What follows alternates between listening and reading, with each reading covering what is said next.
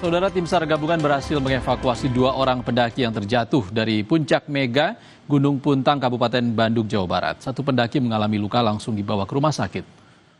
Jangan bergerak dulu, Kabut tebal menjadi kendala penyelamatan yang dilakukan terhadap 2 pendaki yang jatuh dari puncak Mega Gunung Puntang, Kabupaten Bandung, Jawa Barat. 1 korban berhasil diselamatkan dalam kondisi tak sadarkan diri, sementara 1 pendaki lainnya dievakuasi dalam keadaan luka. Usai dievakuasi, keduanya langsung dibawa ke Rumah Sakit Sartika Asih Muhammad Toha Bandung untuk mendapatkan perawatan medis. Korban kedua atas nama Reksa ini yang terjatuh di kedalaman kurang lebih 30 meter dari puncak Mega Gunung Puntang, berhasil dievakuasi dan survivor dibawa ke Rumah Sakit Sartika Asih yang ada di Muhammad Toha, Kota Bandung. Saudara, Polda Metro Jaya kembali memanggil saksi dari pihak terlapor dalam kasus dugaan tudingan ijazah palsu Joko Widodo. Atas panggilan itu, kuasa hukum Roy Suryo CS mendatangkan ketiga saksi yang diminta hadir, yakni 2 orang aktivis dan 1 orang YouTuber. Ketiganya ialah aktivis Yulia Widianingsih Rahmat Himran serta YouTuber bernama Sunarto. Ketiganya diperiksa sebagai saksi kasus dugaan tudingan ijazah palsu yang dilaporkan Jokowi di Polda Metro Jaya. Kuasa hukum Roy Suryo CS, Ahmad Hozinuddin, meminta Jokowi tak perlu mengerahkan kasus ini dengan menyebut ada orang besar di balik polemik ijazah. Kalau memang mau fokus, ingin menuntaskan kasus ini, fokus di kasus Polda Metro Jaya. Tidak perlu mengedarkan fitnah ada orang besar di balik perjuangan kawan-kawan yang hari ini ingin mengungkap kasus ijazah palsu. Tidak perlu melakukan playing victim dengan punya perasaan politik seolah-olah ingin di downgrade, punya feeling ada orang besar, tidak perlulah. Dan bahkan kalau ingin ringkas, ingin segera mengakhiri polemik ijazah palsu, tunjukkan ijazah asli itu kepada publik. Tapi dengan catatan memang kalau ada. Karena kalau ada, tunjukkan, selesai. Kami tutup Indonesia Update edisi kali ini, saudara. Saya Ihsan Sitorus pamit, sehat selalu. Sampai jumpa.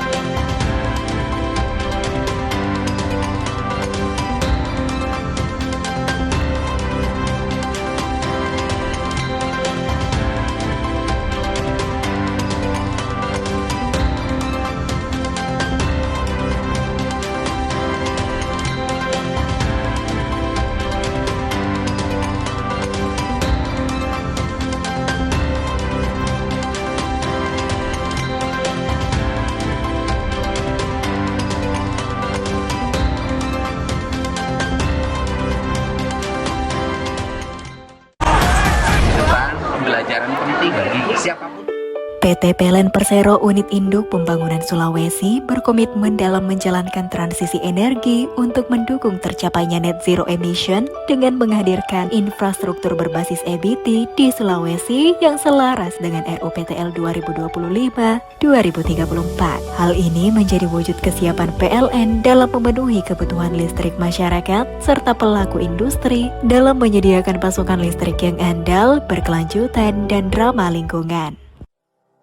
Keberhasilan pengoperasian PLTM Galuwu 40 MW dan sistem kelistrikan 150 kV yang dibangun oleh PT PLN Persero Unit Induk Pembangunan Sulawesi membawa dampak signifikan terhadap perekonomian Kabupaten Banggai. Tercatat per Mei 2025, realisasi pendapatan daerah telah mencapai 700 miliar. Pembangunan PLTMG ini sekaligus menjadi langkah deindustrialisasi dengan memanfaatkan potensi gas melimpah di Kabupaten Banggai. PT PLN Persero Unit Induk Pembangunan Sulawesi dukung perekonomian UMK lokal dengan memberikan bantuan kepada kelompok tani Kopsi Batui di Kabupaten Banggai berupa alat pendukung proses produksi kopi yang mampu meningkatkan kualitas dan kuantitas kopi serta hak pengelolaan kebun kopi di bawah jaringan transmisi 150 kV dan di sekitar proyek pembangunan PLTM Galuwu 40 MW. Bantuan ini menjadi contoh nyata kepedulian PLN untuk rakyat.